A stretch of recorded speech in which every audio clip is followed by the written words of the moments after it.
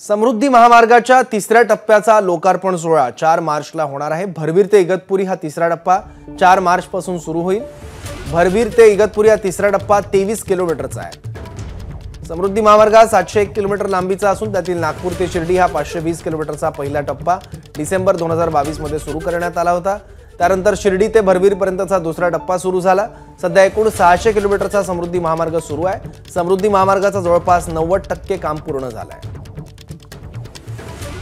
आणखी माहिती घेऊया आपले प्रतिनिधी राजू सोनवणेकडून। राजू, सौरभ, पाहतो आपण समृद्धी महामार्गाचा तिसरा टप्पा जो आहे त्याचं लोकार्पण सोहळा 4 मार्चला होणार आहे। भरवीर ते इगतपुरी असा हा 23 किलोमीटरचा मार्ग असणार आहे आणि त्याचं लोकार्पण सोहळा होतोय। खरं तर आपण पाहिलेलं आहे समृद्धी महामार्ग एकूण हा 701 किलोमीटर लांबीचा आहे।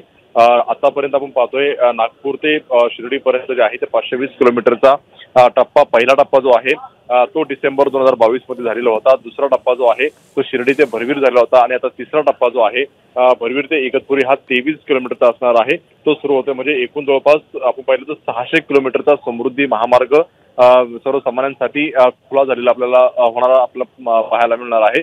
त्यामुळे 4 तारखेला नेमकं उद्घाटन मुख्यमंत्री यांच्या हस्ते होणार आहे की आणखी पंतप्रधान किंवा कोणी येणार आहे हे अद्यापपर्यंत जे आहे ते जाहीर झालेलं नाही। त्यामुळे 4 तारखेचा हा उद्घाटन सोहळा जो आहे तो नेमका कसा असणार आहे पाहणं सुद्धा महत्त्वाचं राहील। सौरभ, बरोबर। राजू, धन्यवाद या सगळ्या अपडेट्स बद्दल। एबीपी माझा, उघडा डोळे बघा नीट।